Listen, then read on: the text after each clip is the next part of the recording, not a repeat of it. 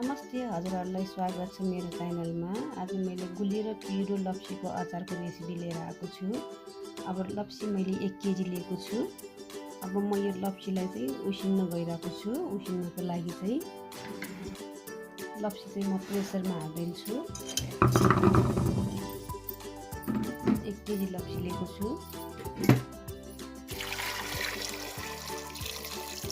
अब म चाहिँ यो 2 सिटी लगाउँदैछु। 2 सिटी राखेर निकालिसकेँ। हेर्नुहोस् त लप्सी।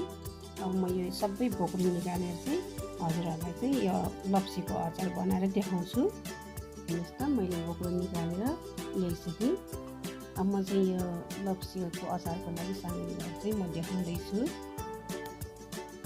मैले हिङ लिएको छु, हिङ आधी चम्चा, खुर्सानीको धुलो चाहिँ 1 चम्चा लिएको छु, बेसार पनि मैले आधी चम्चा लिएको छु, नुन चाहिँ 1 चम्चा, अनि यो भिडी नुन पनि हाल्दैछु म। यो सौँफ पनि चाहिन्छ, सौँफ पनि हाल्दैछु। यो तेल, 1 कचौरा चिनी, अनि यो चाहिँ मैले लप्सी उमालेर राखेको झोल चाहिँ यो पनि हाल्दैछु। मैले अब लप्सीको अचार बनाउनको लागि चाहिँ भाँडा बसाल्दैछु। हेर्नुहोस् त मैले भाँडा पनि बसालिसकेँ। अब तेल हाल्दैछु।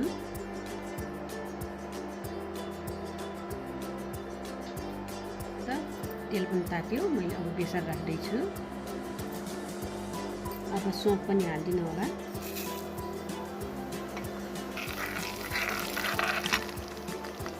खुर्सानी पनि हाल्दैछु।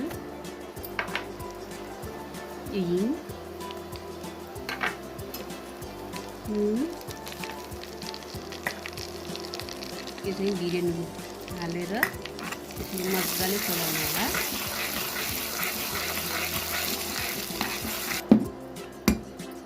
यसमा चाहिँ चिनी पनि हालिदिनु होला। यसरी अनि मजाले यसरी चलाउनु होला।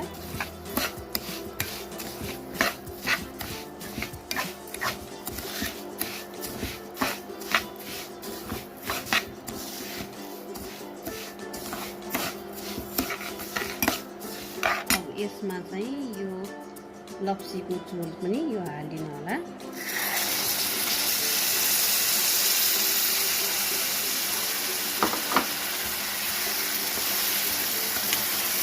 यसरी अनि 5 मिनट जति यसरी चलाइदिनु होला।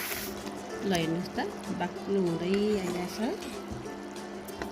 एकछिन यसलाई फेरि पकाउनु पर्छ। बाक्लो हुँदै आयो। अब म यसै लप्सीलाई खनाइदिन्छु।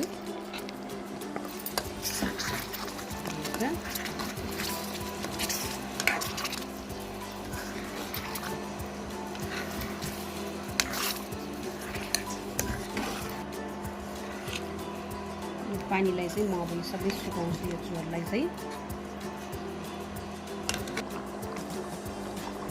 हेर्नुहोस् त यो पाक्यो र कलर पनि चेन्ज भयो। हेर्नुहोस् त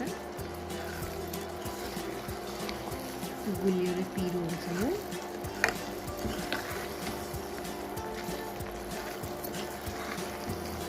हेर्नुहोस् त अब म चाहिँ यतिको झोल चाहिँ राख्छु।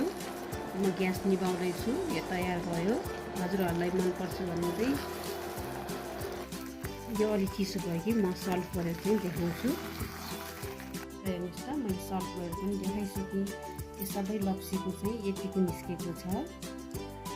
हजुरहरूले चाहिँ यो अब जुनसुकै बेला खाए पनि हुन्छ, आजै निकालेर खाए पनि हुन्छ। गुलियो अलिअलि पिरो पिरो पनि हुन्छ, एकदम स्वादिलो हुन्छ।